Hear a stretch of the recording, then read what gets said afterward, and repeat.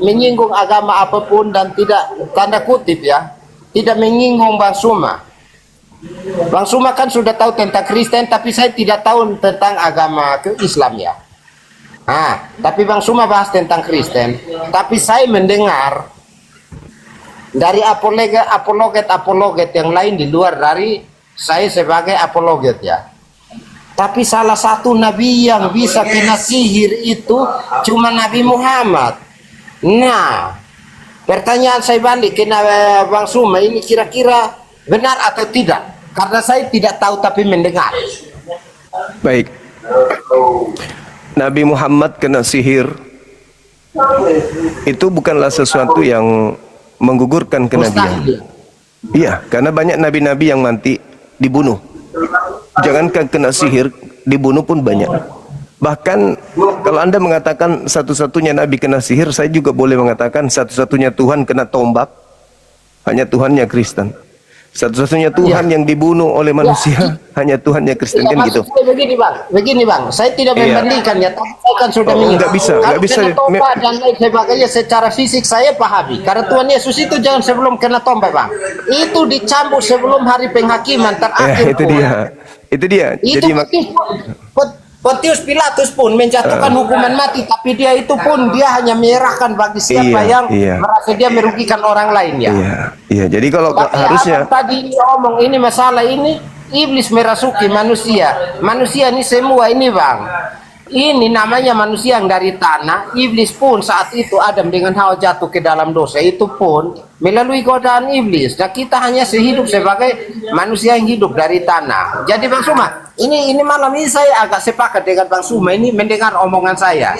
Karena saya tidak berargumen untuk mencari ya siapa yang benar, siapa yang salah. Tapi kita saling bertukar pandangan dan pendapat saja. Jadi ada mungkin dia jangan baca yang di bawah karena yang di bawah itu istilahnya hanya mendengar tapi tidak pernah melakukan. Saya sekarang berani saya bilang saya orang baik tapi belum pernah melakukan hal yang baik.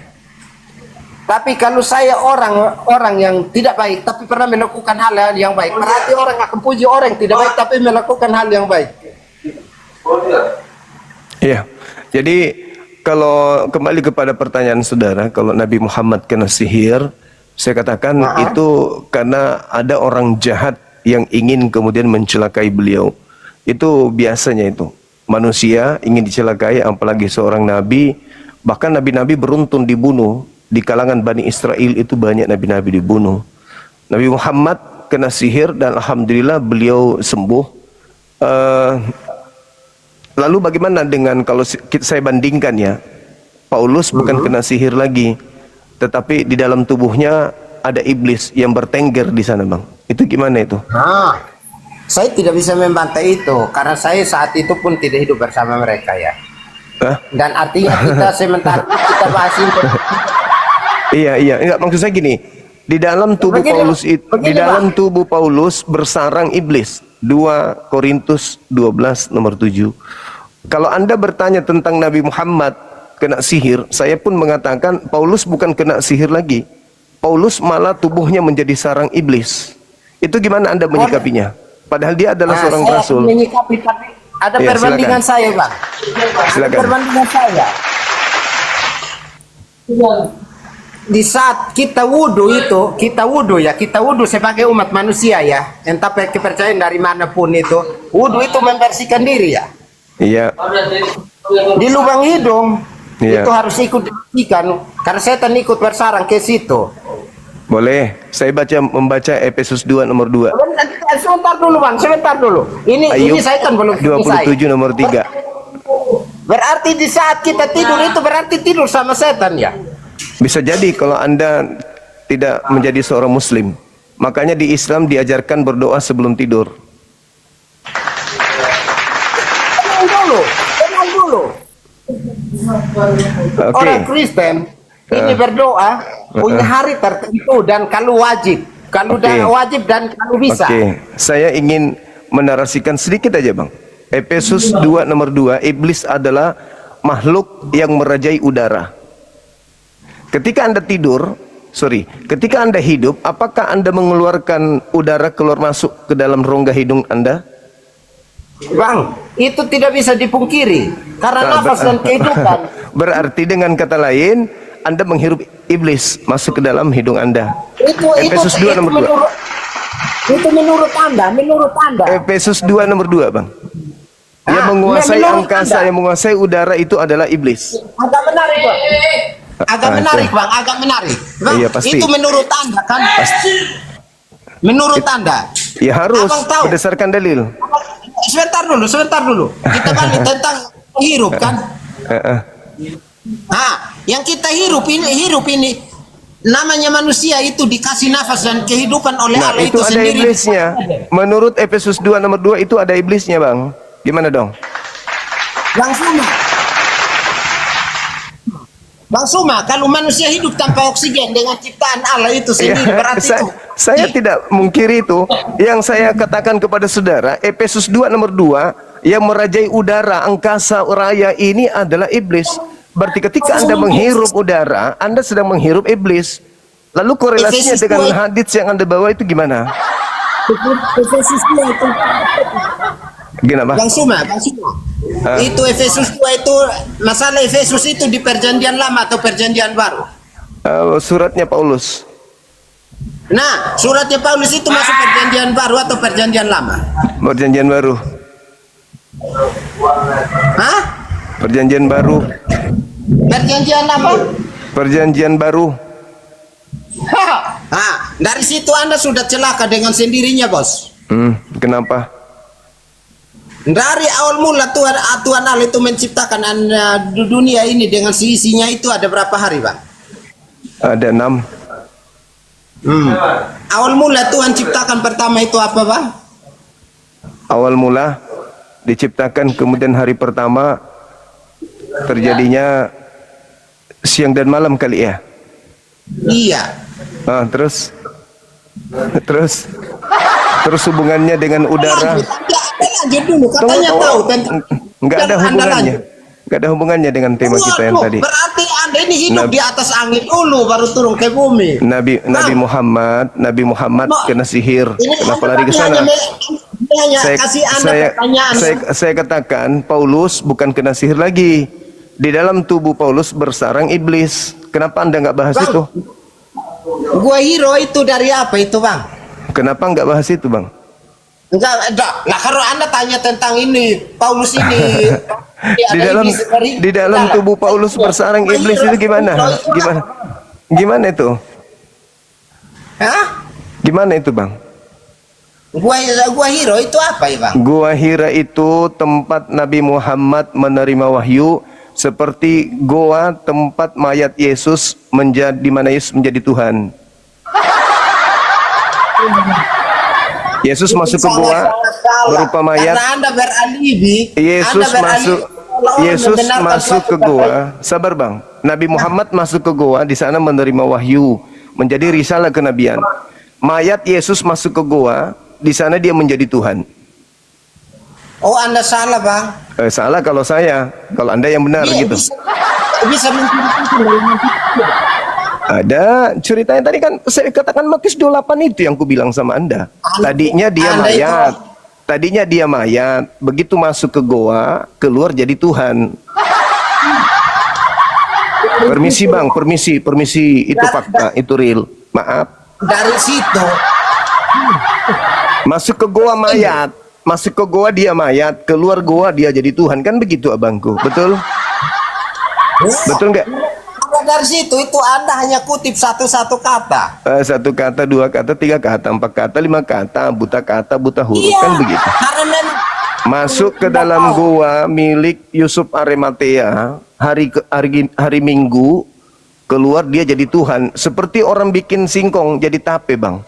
Masuk jadi dari singkong, keluar langsung jadi tape. Coba nanti kalau abang ada waktu, ada uang, coba Anda ke Yerusalem, cari goa itu, masuk ke situ, mana tahu begitu keluar jadi Tuhan abang ini. Itulah yang kubahas Matius 28 ini. Mayat kok bisa berubah menjadi Tuhan? Nggak bisa. Kalian 2000 tahun harus mempertanggungjawabkan kondisi itu. Singkong masuk ke dalam sebuah wadah, begitu keluar jadi tape, itu pantas. Tapi kalau mayat masuk ke dalam goa, begitu keluar jadi Tuhan, itu yang gila. Bang, ini kita omong jangan jauh-jauh dulu. Ini tidak jauh. Ini berbicara mengenai goa. Nabi Muhammad manusia biasa bertahanus sama seperti Abraham mencari Tuhan. Lalu kemudian Hari ini ketika Nabi datang Muhammad petunjuk kepadanya, maka dia ditunjuk oleh Allah menjadi nabi. Wajar. Tapi kalau ada mayat orang mati masuk ke dalam gua, begitu keluar jadi Tuhan, ini yang irasional. Bagaimana abang melihat ada seorang mayat, disimpan di kuburan, begitu keluar dari goa langsung Anda tuhankan? Gila nggak itu? Ini besok Nabi Muhammad bangun, kamu tuhankan enggak? Enggak. Nabi Muhammad manusia. Kami bukan orang gila. Hanya orang gila yang melihat mayat keluar dari kubur dituhankan. Abang di Flores. Abang lagi di Flores ini kan, atau di mana? Lagi di Kupang. Bang, main ke Kupang dulu, kami ajarkan namanya toleransi. Coba kalau nanti kalau di Kupang ada orang mati terus keluar dari kubur, Anda mau tuhankan? Itu menurut Anda, itu menurut enggak, saya bertanya karena itu yang terjadi. Orang Yahudi mati, hari Minggu keluar dari sana, Anda tuhankan. Itu yang terjadi. Orang Yahudi enggak.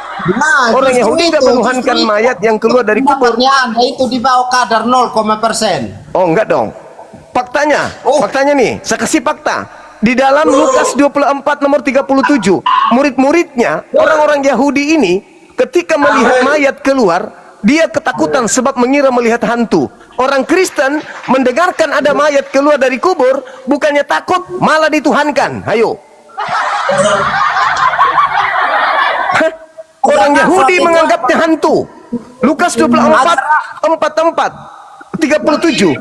Orang Yahudi melihat mayat keluar dari kubur, dibilang hantu. Itu betul. Tapi orang Kristen melihat mayat keluar dari kubur, dituhankan. Halilintar. Waraskah, Bang? Waras, Bang. Waras. Udah selesai belum, Bang? Iya, udah selesai. Saya bertanya terakhirnya. Waraskah orang yang menyembah mantan mayat?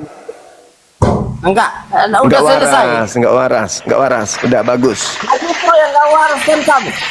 Udah selesai. Saya enggak menyembah mayat. Enggak menyembah saya. Orang mantan mayat enggak menyembah saya. Enggak nyembah ya? Iya, enggak. Orang amit-amit. Anda itu pernah ada yang buat mending saya menyembah mobil saya, mobil Pajero saya, daripada saya menyembah mantan mayat. Pish. Amit-amit 20 juta turunan. Bang Suma, Siap, 86. Enggak. Pernah dengar cerita enggak? Dengar cerita ada mayat keluar dari kubur, orang satu kampung kabur Iya takut. sudah, itu kan setannya Nabi Muhammad, pernah dengar enggak? Apa itu? Yang Nabi Muhammad sendalnya ditinggal dan ada yang masih cium. Iya, saking cintanya orang terhadap beliau. Yesus mati jadi mayat, jangankan dicium sendalnya, diterima di Yahudi aja kagak. Darahnya pernah diminum. Oh, saking cintanya orang terhadap beliau, Masya Allah. Yesus malah dibunuh. Oh, dibunuh. Orang gak pernah minum darah. Tapi di dalam dalilnya, minumlah darahku, makanlah dagingku. Barang siapa yang tidak minum darahku dan tidak makan dagingku, dia tidak akan memperoleh hidup yang kekal. Satu-satunya agama yang diajarkan minum darah dan makan daging Tuhan hanya Kristen, bukan?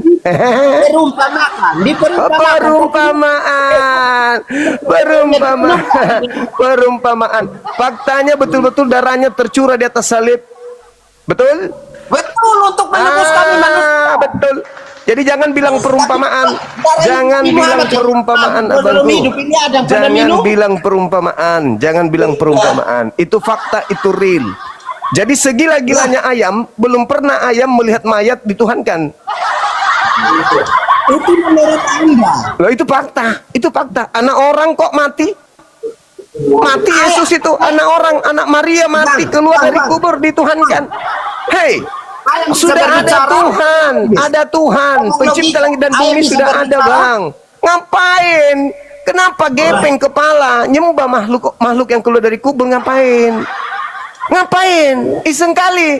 Bukankah Yesus memperkenalkan Tuhan itu yang mana? Nabi Musa memperkenalkan juga. Abraham, Salomo, Yeremia, Saul, Samuel, semua telah memperkenalkan Tuhan. Kok Kristen gila-gilanya nyembah makhluk kuburan kok? Santai Kenapa? bang, santai dulu. Saya santai banget pun. Memang gayaku begitu.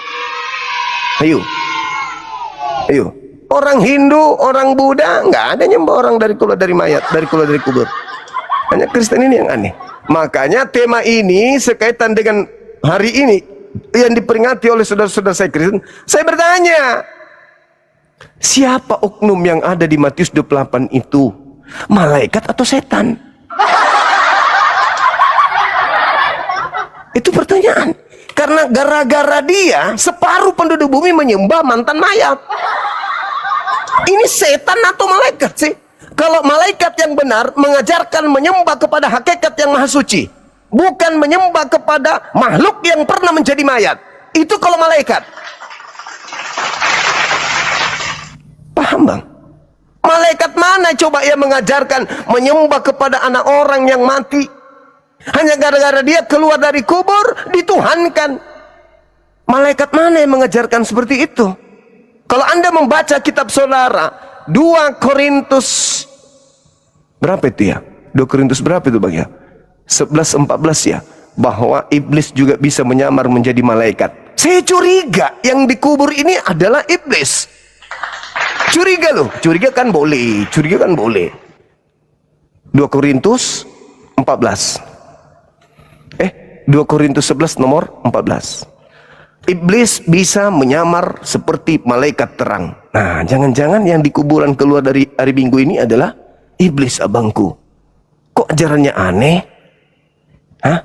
Kok tiba-tiba ada ajaran Tuhan turun ke bumi, mati, dibunuh manusia? Apa ini? Bingung juga saya bang. Makanya saya bertanya, siapakah yang ada di dalam Matius 28 yang kalian peringati hari ini? Hah? Siapa itu bang? Kalau dibilang itu adalah malaikat. Malaikat kok ajarannya aneh? Kalau itu dibilang Yesus kok ajarannya aneh? Aneh kan Yesus pernah mengajarkan bagaimana menjadi seorang hamba Tuhan yang baik, yang benar. Yesus mengajarkan bagaimana beribadah, bagaimana memuji Tuhan, bagaimana sujud kepada Tuhan, bagaimana berpuasa, bagaimana bersunat, bagaimana mentauhidkan satu Tuhan. Yesus pernah mengajarkan itu. Bagaimana membaca Bible, Alkitab, kitabnya Yahudi. Dalam hal ini kitab Tanakh. Yesus pernah mengajarkan itu. Bagaimana mengajarkan kaumnya masuk ke dalam sinagoge. Bagaimana mereka melepaskan sendal, melepaskan kemudian terompa. Bagaimana kemudian mencuci muka, mencuci pakaian untuk masuk ke dalam sinagoge. Bagaimana mereka sholat, bagaimana mereka puasa untuk masuk ke sinagoge. Yesus tidak pernah mengajarkan ke gereja makan babi, tidak bersunat, menyembah Yesus, merusuhkan Paulus, mengkitabkan Roma, Galatia, Filipi, hari Minggu ibadah. Enggak pernah Yesus mengajarkan itu. Lalu siapa makhluk yang keluar dari kubur ini kok ajarannya berbeda dengan ajaran Yesus yang asli? Santai bang. Asli, santai banget aslinya. Abiyu barakallahu fiik. Ya. Yesus bersunat kan? Ya. Nabi Muhammad sunat umur berapa bang? Tuh. Nabi Muhammad SAW itu sunat sejak dalam rahim ibunya. itu sakit jiwa bang, sakit jiwa sunat di dalam bang. Oke, saya bertanya sama Anda, mohon maaf, orang yang lahir dengan bibir sumbing, apakah di dalam rahim ibunya ada yang menggunting? Nah itu menurut Anda karena Kok jadi saya lagi? Ini, Anda mengatakan ini. Pertanyaan saya, ada nggak gunting di dalam rahim ibu memotong bibirnya orang tersebut? Piung, sampai dia keluar sumbing. Maaf nih teman-teman saya, maaf nih. Ini saya cuma ingin membuat orang ini waras. Ayo, kutanya dulu. Apakah di dalam rahim ibunya ada yang menggunting di bibirnya sampai begitu keluar? Bung, ini masalahnya. Itu kurang gizi di dalam saat mengonsumsi selama itu bayi dalam kandungan, makanya ada kurang-kurangnya. Itu hal yang tidak pernah itu teka-teki setelah Masalah generasi hancur sudah.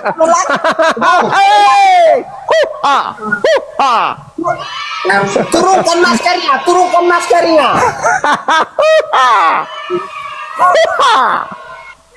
Bung,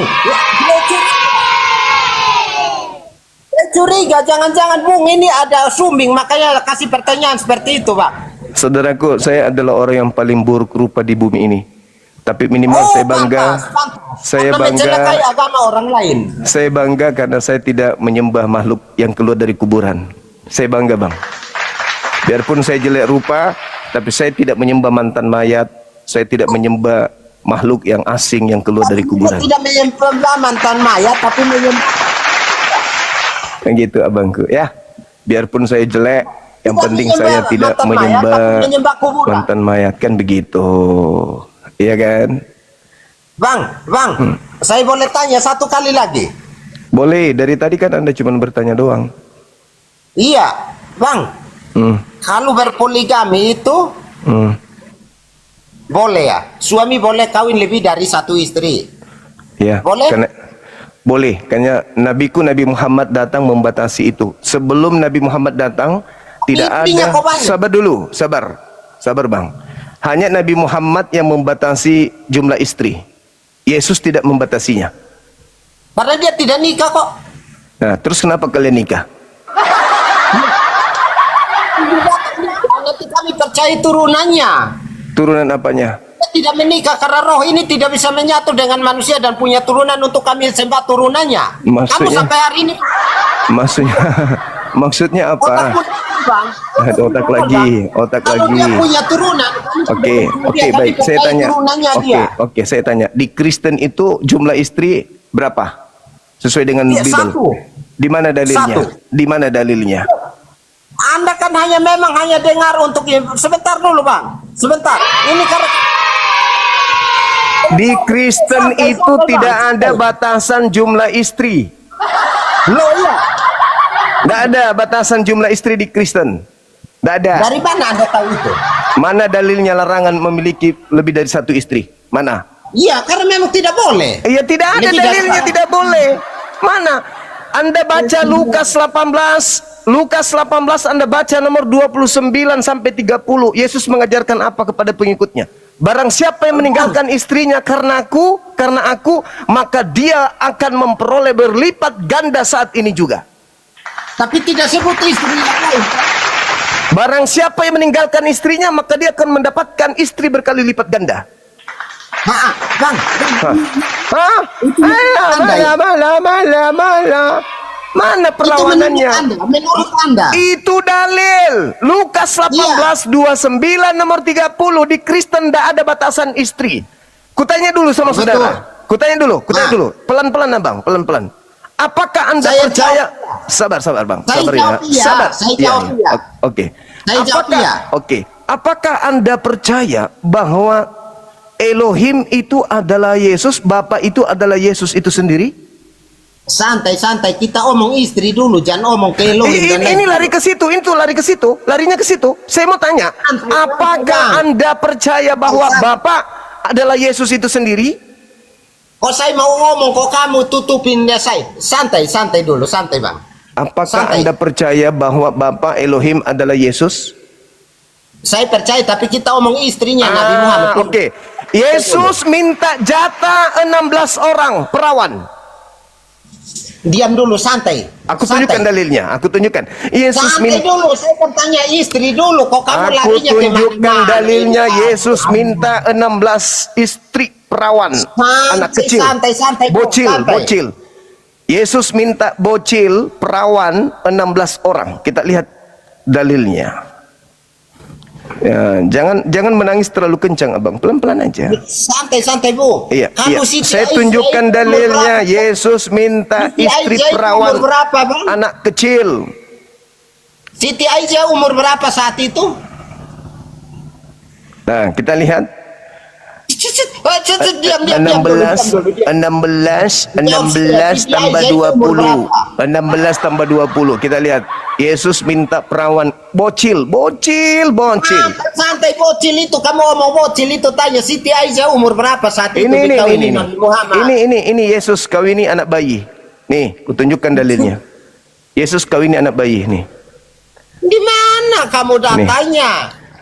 Dan orang dulu. Ulangan itu ya. Orang 16.000 orang dulu, ulangan itu jadi ya. upetinya bagi Tuhan. Bagi Tuhan. Ulangan itu Tuhan Yesus belum ada supaya Anda paham dulu, goblok. Ulangan itu Tuhan Yesus belum ada. Oh, berarti Tuhan Yesus itu Tuhan baru.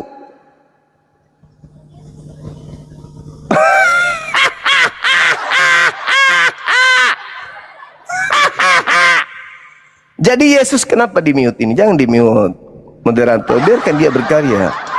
Alamak. Ayo dibuka mic-nya, Bang. Nih. Bilangan 31 nomor 40. Dan orang-orang 16.000 orang. Jadi upeti bagi Tuhan adalah 16 tambah 20, 30. 30 berapa? 36 kurang 4. Berapa nih? Kamu ngomong apa enggak? Kamu ngomong apa itu?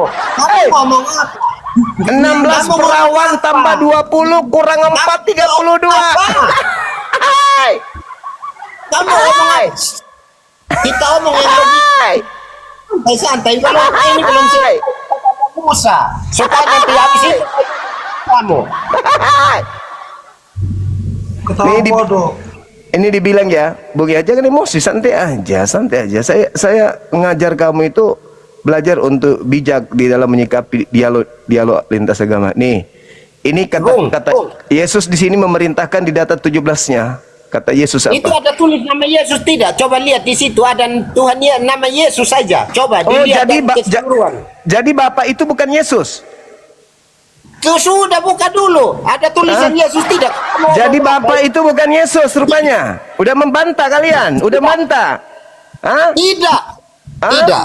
Jadi Bapak itu Yesus atau bukan? Di situ belum ada.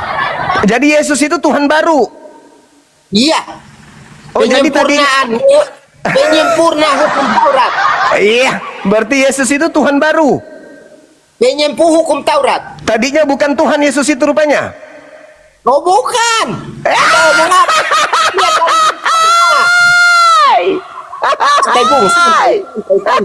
Santai.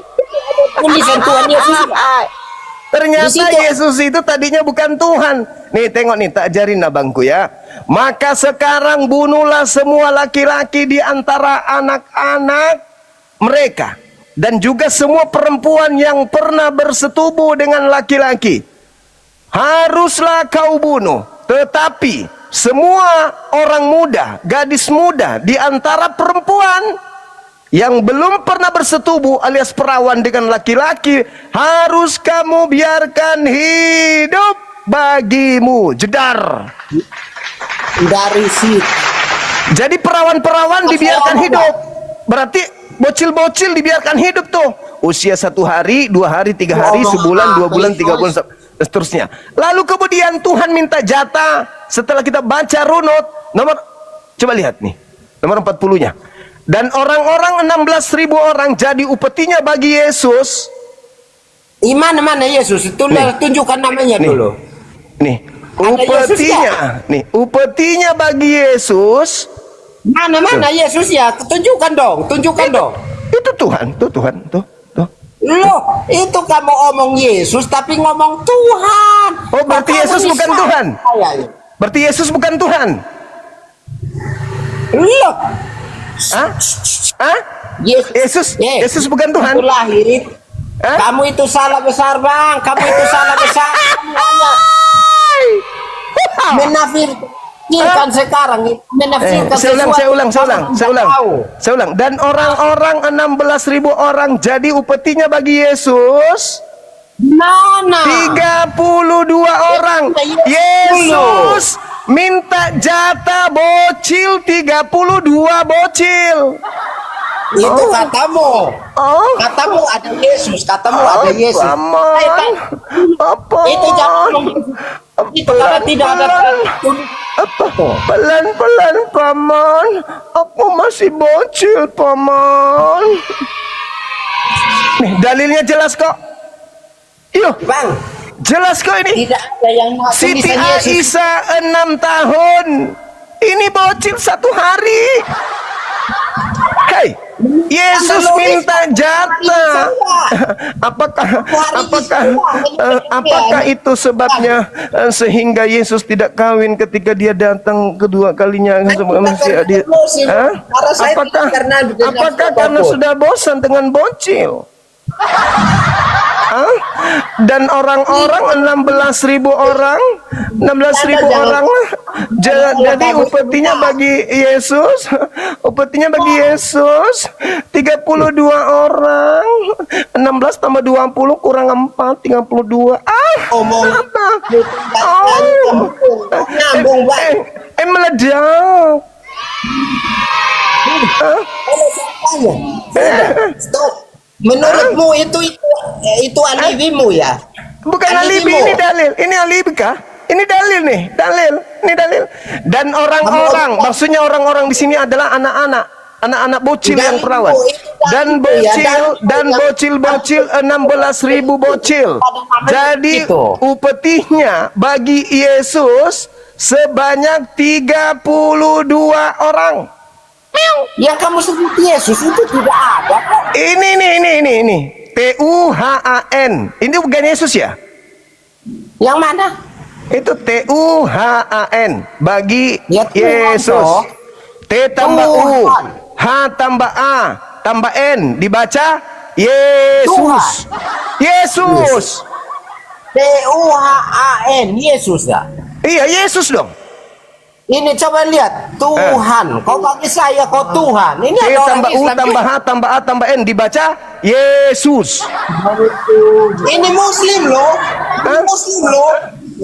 Jadi sebenarnya Yesus itu sejak kapan jadi Tuhan? Yesus itu? Coba kasih tahu dia ini sesama Muslim. Lah masa tulisan Tuhan kok dibaca Yesus? Ya, sekarang pertanyaan saya, di Kristen itu ada berapa Tuhan? Lah itu Loh, kamu tanya saya tanya siapa? Kamu kan agamamu Kristen, kenapa tanya dia saya? Islam, dia Islam. Oh, dia Islam. Saya tanya di Kristen ada berapa Tuhan? Oh. TUHAN itu Yesus. Di Kristen ada berapa Tuhan? Lah, dia nggak tahu masalah Tuhan ini. Di Kristen ada berapa Tuhan? Opo. Dia Islam loh, tapi memperjelas Saya bacaanmu, tanya sama saudaraku yang ganteng banget ini, yang mirip fotonya Yesus versi Afrika. Tuhan di Kristen ada berapa, Bang? Tapi kita bahas ini masa TUHAN itu. Ya, itu memang ada berapa Tuhan di Kristen? Ini teman saya orang Islam. Ya, loh. jawab aja, jawab. Di Kristen ada berapa Tuhan? Dengan agama kok. Hanya kamu baca itu, saya juga. Saya bertanya sekali lagi, di Kristen ada berapa Tuhan? Lah yang kami percaya ya Tuhan Yesus kok. Nah, berarti ada berapa Tuhan di Kristen? Nah, menurut sampean berapa? Ya, kok jadi saya bukan Kristen. Enak aja, emang gue orang gila. Kan agama lain. Kok menurut kamu itu membahas itu menurut kamu berapa? Ini saya tanya, Kristen Tuhannya ada berapa, Paman? Kristen ini kita tidak perlu pakai Tuhan dan Allah dan lain sebagainya. Yang penting kita berdoa dan kita tahu ada Maha Pencipta, itu yang kita takutkan, dan jangan sampai membuat. Kok selama itu tadi menghujat Nabi Muhammad, entah kemana-mana pergi ya Nabi Muhammad. Sekarang terpojok. Nih, baca dulu. Upeti bagi Yesus sebanyak 16 tambah 20 kurang 4, 32. Yesus ya yang di mana tulisan Yesus? Ini jelas Yesus. TUHAN. Bacanya Yesus. Belajar lagi sekolah dulu, Bang. Sekolah dulu. Coba dibawa semua ketik, bacanya apa ini? TUHAN dibaca apa? Tuhan. Buta huruf juga ini yang baru muncul ini. TUHAN bacanya apa? Yang di bawah.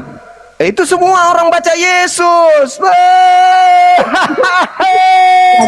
Masalah generasi. Hancurnya. Bang Suma. Apa? Bang Suma, Iya, Paman. jangan sendirilah, jangan sampai kita belajar tulisan saja sudah goblok, apalagi belajar. Kamu saja sudah salah kok. Jadi Sudah salah. jadi Tuhan Anda berapa? Nah kamu omong ini yang kamu tahu berapa? Saya taunya 3. Kalau Anda? Oh ya udah, kamu percaya yang 3 itu. Enggak, kalau Anda Tuhan Anda berapa? Saya ini percaya itu sama orang tua saja. Ya, berapa orang tua Anda mengatakan Tuhan Anda berapa?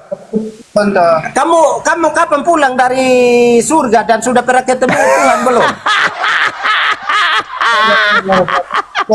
Saya ulang ya, ketika Anda menghujat pernikahan dan poligami, ini di dalam kitabnya orang Yahudi yang kalian ambil secara tidak sah, diterangkan di data nomor 17-18 yang saya bacakan tadi, Bung ya. Bang. Nih. Jangan lari ke situ lagi, kan belum Maka kelar. sekarang bunuhlah semua laki-laki di antara anak-anak mereka dan juga semua perempuan yang sudah pernah bersetubuh dengan laki-laki. Nih, haruslah kau bunuh. Nomor 18. Tetapi semua anak gadis ini, anak sini adalah bocil ya. Ini bukan anak muda, ini salah terjemah. Harusnya, tetapi semua anak-anak di antara perempuan yang belum pernah bersetubuh dengan laki-laki haruslah kamu biarkan hidup bagimu. Tuh. Tetapi kamu ini berkemalah 7 hari, bla bla bla dan seterusnya. Sampai kepada pembagian harta rampasan itu, Yesus minta jatah 36 kurang 4. Ayo. Omong apa itu? Dia situ mengatakan Yesus minta jatah 36 gadis perawan kurang 4. Itu bukan Yesus, kamu itu omong itu sama itu.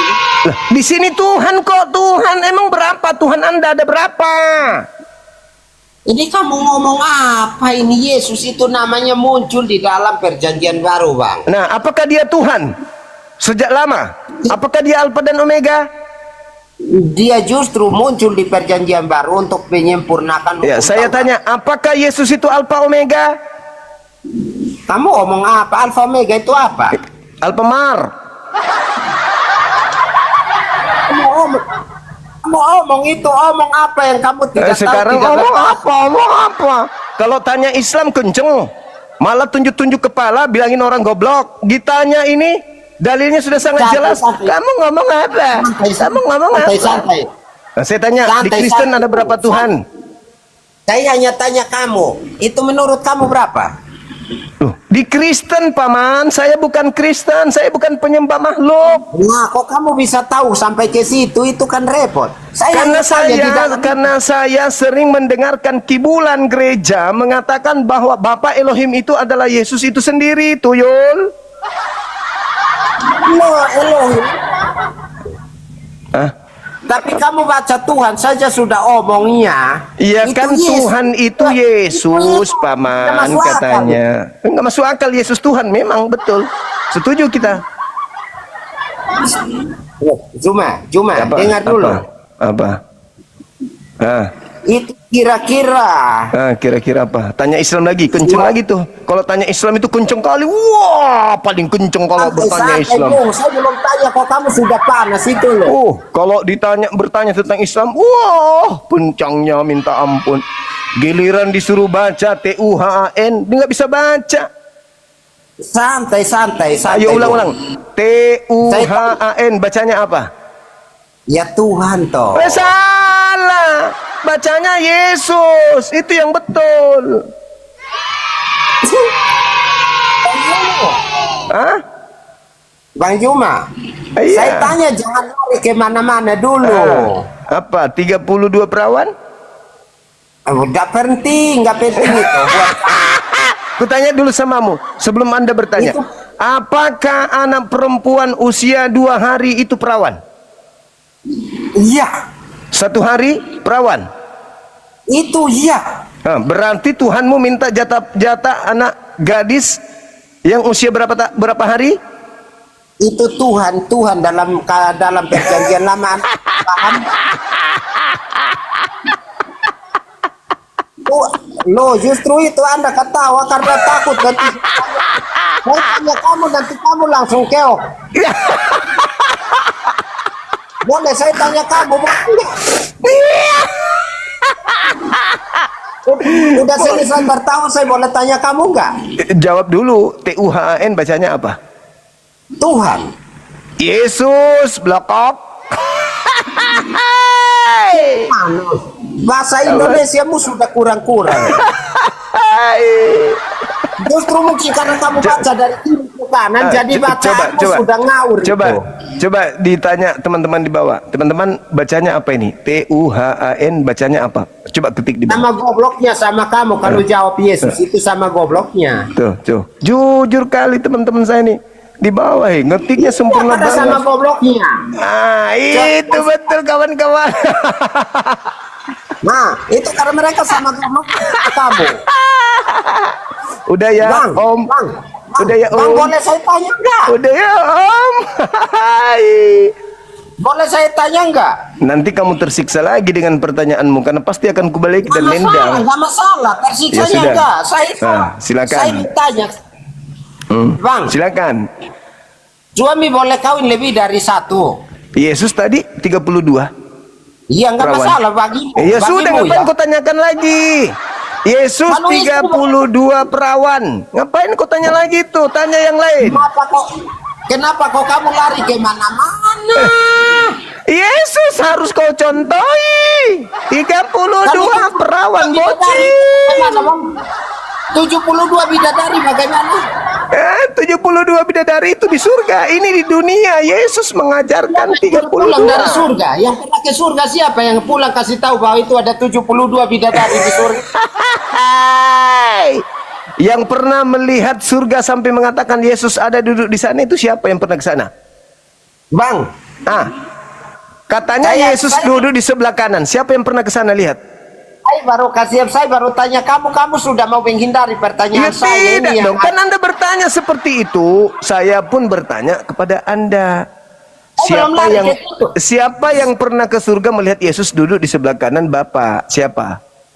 Bertanya, Anda kalau bertanya tajam kali. Bisa santai? Iya, Anda yang tidak santai. Aku santai kali. Santai kali pun. Santai. Boleh saya tanya tapi Anda diam dan jawab setelah saya habis bicara? Anda memaksa saya untuk bertanya, mengikuti maunya Anda, sementara Anda nggak mau ikuti mau saya, gitu maksudnya. Anda mau kayak penjajah Belanda pertama ketika bawa agama Anda ke Nusantara. Menjajah, menteror, menakut-nakuti orang, membuat orang was-was, mencekam keadaan, memaksa orang kemudian memberikan hartanya. Anda ingin seperti pembawa agama Anda? Saya tanya, pasti Bu itu malu.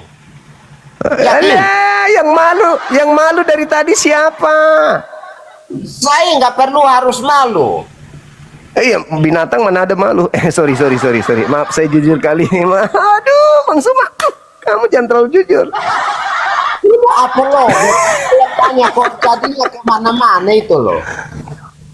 Loh, Anda malu ditanya gak? Juga larinya kemana-mana. Saya kan punya hak juga untuk bertanya, betul? Betul. Tapi sekarang ya udah, apa jawaban Anda? Apa jawaban Anda ketika saya tanya dari tadi? Jawabannya apa? Itu perumpamaan. Ya. Itu bukan Yesus. Betul, iya. Ya sudah. Sekarang saya tanya, bisa jawab ini supaya jadi Tuhannya Yahudi bukan Tuhan Anda. Anda salah. Nah, itu salah lagi. Anda tinggal menjawab, apakah Tuhannya Yahudi itu juga Tuhan Anda? Anda itu ngomong apa? Yahudi itu di mana? Ya, malah dibilangnya ngomong apa, katanya Yahudi itu di mana? Saya boleh tanya? Boleh tanya enggak? Boleh. Suami boleh kawin lebih dari satu.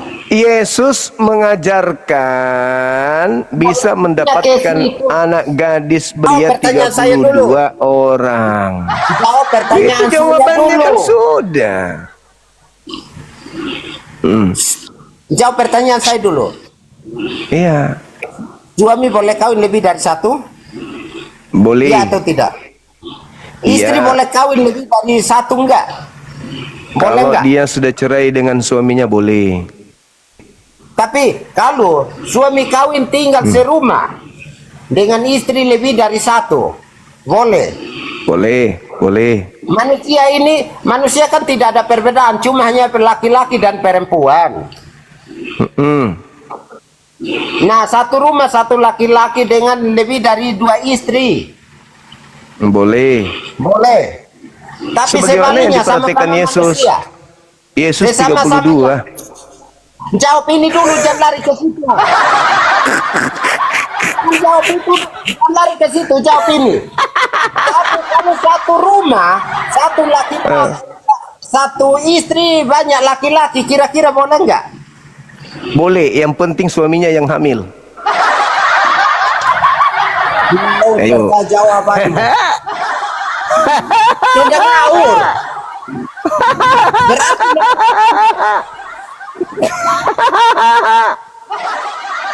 Boleh. Boleh. Istri Anda boleh punya suami 10 istri Anda kalau Anda yang hamil. Sebagaimana Amsal 7. Amsal 7 nomor 18 19 boleh. Marilah kita menikmati birahi, memuaskan birahi sampai pagi, karena suamiku sapran memenes lagi dalam perjalanan jauh. Ha. Itu di Bibelmu, istri boleh mengajak laki-laki lain untuk birahi sampai pagi kalau kamu lagi ada di rumah. Bertanya lagi. Bertanya lagi. Loh. Bertanya lagi. bisa. Bertanya lagi. Giliran saya dong. Tanya dulu. Kok Saya lagi toh? tapi jawaban tadi, jawaban saya jawab. tadi. Boleh istrimu punya suami lebih dari 3 atau lebih dari 2 atau lebih dari kamu. Karena memang sudah diajarkan di kitabmu begitu. Amsal 7 nomor 18 19. Kalau kau pergi kerja, suamimu baca dulu. boleh memadu birahi di laki-laki lain. Baca.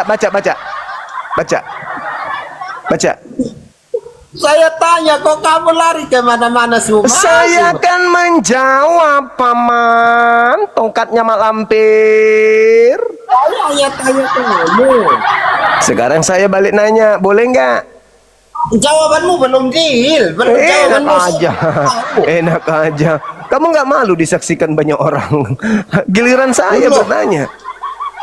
Buat apa saya harus malu? Karena Ya santri sudah. aja. Santri Mana 50 monyet orang, mana ada malunya? Namanya kiai Monyet itu loh, memang nggak ada kamu belum malunya. tahu. Sorry, saya kok terlalu jujur ya. Boleh saya balik nanya? Kita diam dulu. Hai. Santri diambilin itu 50 santri itu yang bisa. Hai. Kamu ini di kiaimu gimana Bang Suma? Coba jawab. Hai. Kita kejang-kejang itu. Bung, kalau ada seorang apapun titelnya melakukan hal itu di Islam itu tidak diajarkan, tapi di agamamu diajarkan. Di Islam itu jelas fawahidah, cukup satu perempuan, cukup satu istri, nggak boleh lebih. Belum ada yang praktik. Oh saya buktinya, saya praktekkan. Nah sekarang permasalahannya di Anda nih, saya tanya, saya tanya, apa syarat sah nikah di dalam Bible?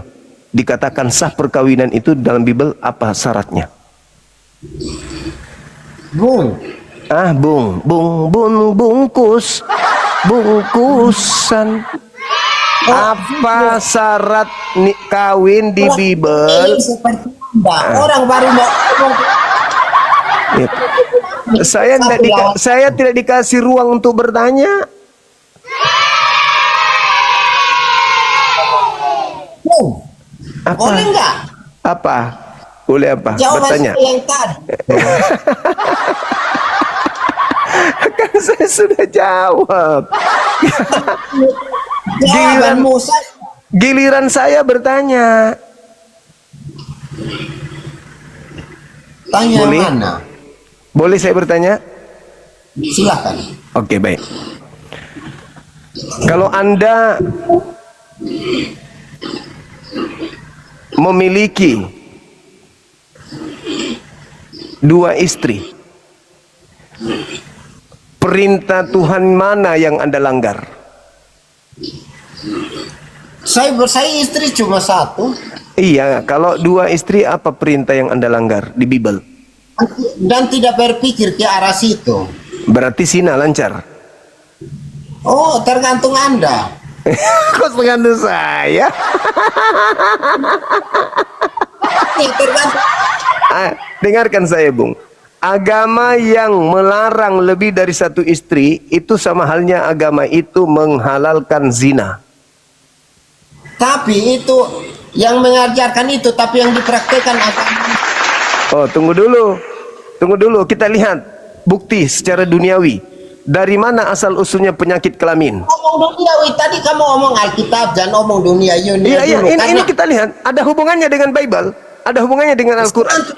Dengarkan, 50 santri itu dengarkan. sama Penyakit AIDS, kamu belum kelar. penyakit AIDS itu berasal dari negara yang penduduknya mayoritas Islam atau Kristen? Kenapa? Enggak tahu. Aku pun enggak tahu. Aku masih anak-anak. Malu. Kalau masalah penyakit itu, Bung tahu nggak? Apa? Penyakit apa? Itu cuma Islam toh.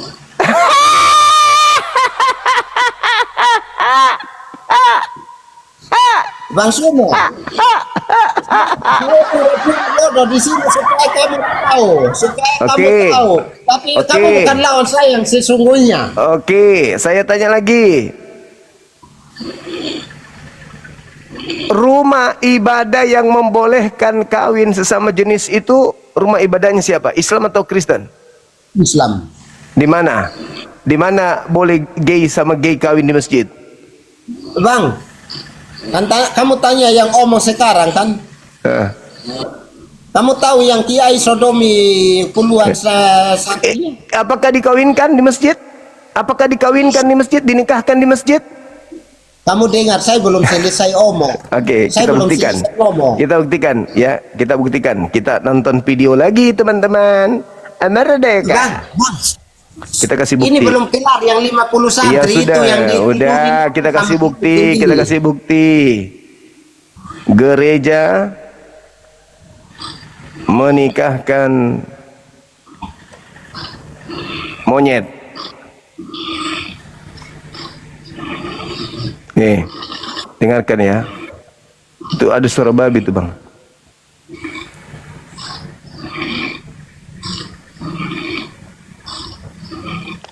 Bluetooth connected. Nah, dengarkan baik-baik. Vatikan keren banget. Pusat rujukan umat Katolik sedunia itu semakin bersahabat dengan kaum minoritas LGBT. Jadi, Vatikan nerbitin dokumen deklarasi perubahan yang penting banget pada 18 Desember lalu. Dalam deklarasi itu, Paus Fransiskus ngizinin para pastor untuk memberkati pasangan sesama jenis dan tidak biasa di bawah situasi-situasi tertentu. Deklarasi ini jadi pertanda bahwa Tuhan di mata petinggi Katolik di Vatikan mau menerima atau menyambut semua orang. Kalau dibaca lebih jauh, sebenarnya sikap dasar Vatikan soal konsep pernikahan nggak berubah sama sekali. Bagi gereja Katolik, pernikahan tetap dilihat sebagai hubungan antara laki-laki dan perempuan, bukan hubungan lainnya. Tapi kalau ada pasangan yang mau menerima pemberkatan, pasangan itu nggak harus sempurna secara moral lebih dahulu. Itu karena pemberkatan merupakan doa atau permohonan agar Tuhan memandang baik seseorang atau seseorang yang diberkati. Dengan begitu, para pastor bisa memberkati pasangan tertentu walau hubungan itu masih dianggap sebagai dosa. Dalam deklarasi ini, status kaum LGBT nggak divalidasi gereja Katolik, tapi deklarasi ini mencerminkan sikap gereja yang lebih lembut dibanding sebelumnya. Asal tahu aja nih, Paus pernah tegas melarang para pastor memberkati pernikahan sesama jenis pada 2021. Paus beralasan karena Tuhan tidak bisa memberkati dosa. Nah, larangan itu berubah ketika Paus menyatakan dirinya terbuka terkait ide gereja Katolik memberkati pasangan sesama jenis jenis. Sebelum deklarasi ini keluar, para uskup di berbagai negara sebenarnya sudah mengizinkan para pastor untuk memberkati pasangan sesama jenis. Tapi saat itu belum diketahui secara jelas bagaimana posisi para otoritas gereja Katolik. Apa yang dilakuin otoritas gereja Katolik ini patut diacungi jempol. Mereka berusaha untuk menerima dan terbuka dengan keberadaan kelompok yang nggak bisa mereka terima secara doktrin. Butuh toleransi dan kelapangan hati tingkat tinggi untuk sampai pada sikap itu. Apalagi Tuhan dalam iman Katolik dipercaya mencintai semua anaknya apapun keadaannya. Semoga langkah penting gereja Katolik ini bisa membuat dunia jadi lebih adil dan inklusif. Yuk saling menghargai sesama. Suaranya beda, Bang. Halo Sobat Komsos, kita berjumpa kembali di program Bisik Bincang Asik bersama Komisi Komsos Keuskupan Bandung.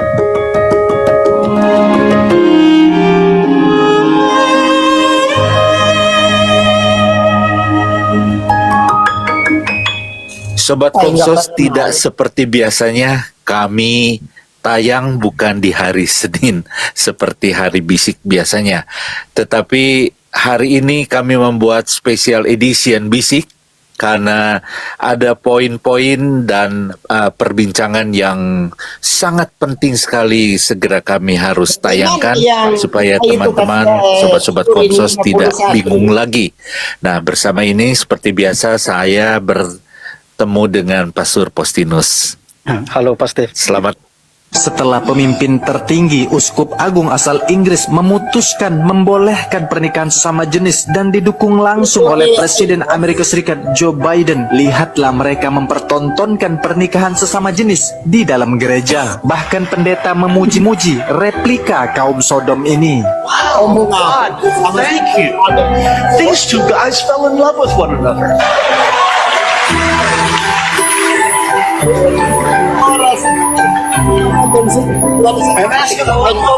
Kalian,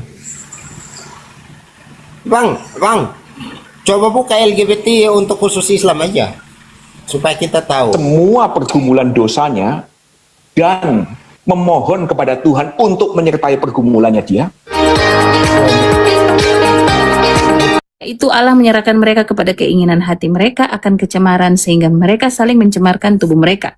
Sebab mereka menggantikan kebenaran Allah dengan dusta dan memuja dan menyembah makhluk dengan melupakan penciptaannya yang harus dipuji selama-lamanya.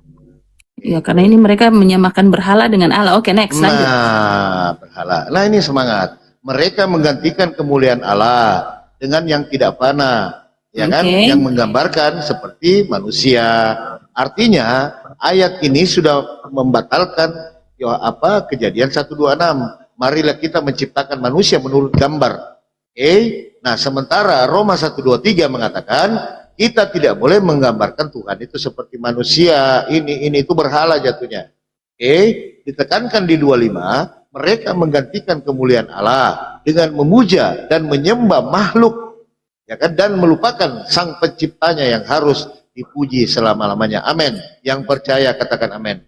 Ayat ini penekanan bahwa ketika kita menyamakan Tuhan itu seperti makhluk, nanti Bunda baca bawah ujungnya itu diapakan? Itu menurut Paulus. Nah, ya, untuk berhala Pak Penggemar, ini untuk berhala. Untuk berhala, oke? Kita kunci berhala ya, tidak boleh berhala ya. Iya, kalau berhala memang nggak bisa, oke. Kita mundur dulu ke 20-nya tadi, Bu. Mengenal Tuhan itu seperti apa? Bunda buka dulu Roma 1:20-nya. Oke, sebab apa yang tidak nampak daripadanya yaitu kekuatannya yang kekal dan keilahiannya dapat nampak kepada pikiran dari karyanya sejak dunia diciptakan sehingga mereka tidak dapat berdalih. Jadi menurut Roma 1:20, mengenal Tuhan itu kau nggak bisa lihat, tapi cukup kau lihat dengan karyanya, betul? Karyanya? Baca ulang pelan-pelan ayat itu. Sebab apa yang tidak nampak daripadanya yaitu kekuatannya yang kekal dan keilahiannya dapat nampak kepada pikiran dan karyanya sejak dunia diciptakan sehingga mereka tidak dapat berdalih. Oke, di situ masalahnya di mana?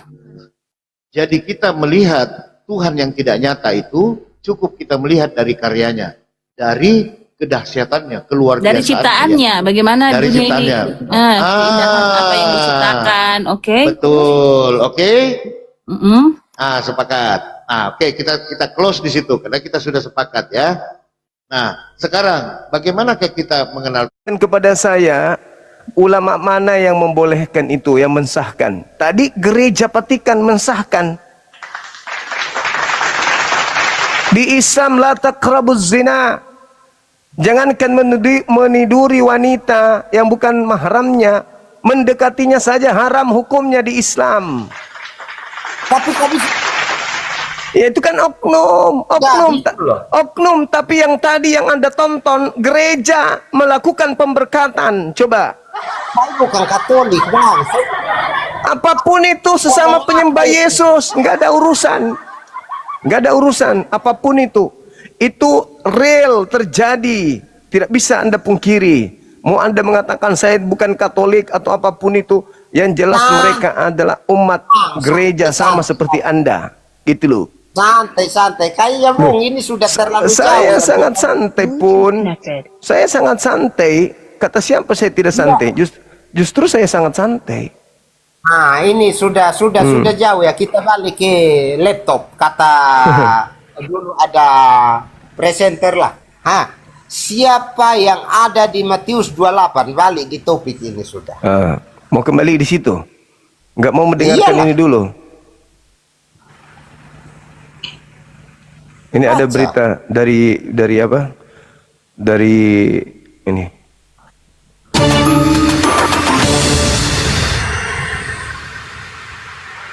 Seorang calon pendeta atau vikaris di Alor, Nusa Tenggara Timur ditangkap lantaran mencabuli 6 anak di bawah umur.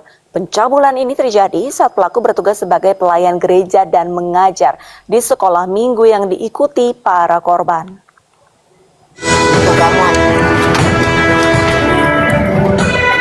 Dengan menumpang kapal cepat, aparat Satreskrim Polres Alor. Kita ke informasi lainnya, pemirsa, korban pemerkosaan oleh oknum calon pendeta terjadi di Alor, Nusa Tenggara Timur. Korban pemerkosaan bertambah setelah para korban baru berani melapor aksi bejat oknum pendeta itu. Oknum pendeta di Surabaya yang ditetapkan sebagai tersangka atas dugaan pencabulan mengajukan penangguhan penahanan. Pendeta yang berinisial HL tersebut mengajukan penangguhan penahanan karena menderita penyakit jantung. Dikutip dari Kompas.com, dalam penangguhan permohonan yang diajukan HL, sang istri Sudah Bang, udah mulai ngeles. Baik pemirsa, ke informasi lainnya, kasus dugaan tindak kekerasan seksual seorang pendeta berujung perundungan dan pengancaman di media sosial. Ya, kasus yang menyeret nama seorang pendeta itu ramai setelah kelima korban bersuara di media sosial. Udah selesai. Akhirnya menjemput paksa pendeta Moses dan menetapkannya sebagai tersangka pada kasus kekerasan dalam rumah tangga.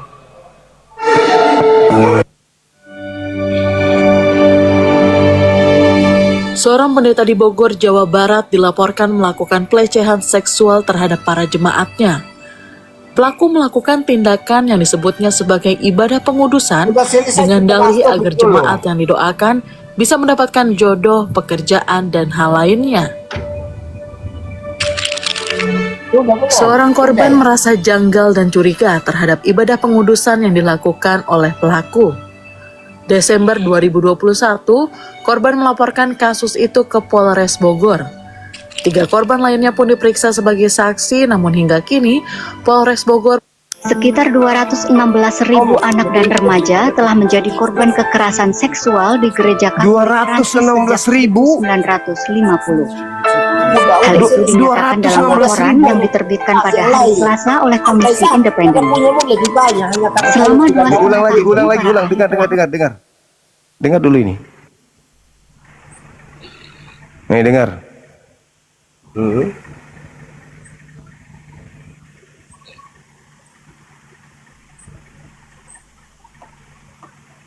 Ini harus didengar, ini yang terakhir. Sekitar 216.000 anak dan remaja telah menjadi korban kekerasan seksual. Saudara, Sekitar 216.000 anak dan remaja telah menjadi korban kekerasan seksual di gereja Katolik Prancis sejak 1950. Hal itu dinyatakan dalam laporan yang diterbitkan pada hari Selasa oleh Komisi Independen. Selama 2,5 tahun, para ahli telah mewawancarai Udah, ribuan nyerah. saksi dan korban. Nyerah. Saat yang sama, dokumen itu mencatat. Ya udah dengar lagi Pak, kalau angka begitu. korban Saya ulang lagi. Kita ngomong apa? Kamu ngomong apa, Bang? Nyerah enggak? Enggak pernah nyerah, Bos. Oh ya sudah, ulang lagi kalau gitu. Bang, Saudara, siapa yang seorang ada di calon pendeta di Kabupaten Alor, Nusa Tenggara Timur ditangkap polisi karena diduga memerkosa 14 orang perempuan yang sebagian besar masih anak-anak. Ini tersangka telah ditahan dan menjalani proses hukum. Dan hasil penyelidikan polisi. Jadi gimana? Angkat tangan nih, angkat tangan. Merkosa para korbannya di ruang ibadah. Ya udah, dengar. Ya udah dengar kalau gitu. Laut sejak bulan Ya Mei udah dengar kalau gitu. 2021 hingga Maret 2022. Tersangka juga melakukan tindakan seksualnya yang dijadikan alat Udah ya? mengancam para korban. Udah. Pemerkosaan oleh calon pendeta Ini sudah. bertugas di Alor dan pulang Nah, ke sudah. Kota Terus Kupang. kita mau Dari apa lagi? 14 korban yang telah Ini nyerah juga. Si mau datang besok. ngomong untuk selesai, Bang. Makanya jangan mulai catatan hitam buat agamamu itu mulai dari berdirinya. Pertama dia bunuh anaknya orang lalu dilantik menjadi Tuhan, sampai detik ini catatan hitamnya masih ada. Jadi jangan mulai. Santai. Iya. Udah, Bang. Udah. Yang ada di Matius 28. Siapa? Baca supaya saya Iya. jawab. Di situ di hari Sabat, kemudian di penghujung hari Sabat katanya. Pakai dalil. Matius 28 itu sampai data 20 menceritakan hal bagaimana Saya mau baca tulisannya. ya sudah kau baca, silakan kau baca. Masa saya juga yang tujukan, saya juga yang baca, enak aja. Baca. Kan kamu yang tulis. Posisi saya ada di jalan. Saya kan ada bawa Alkitab. Di jalan kok, di rumah kok dibilang di jalan. Ya, Paulus, kau dia.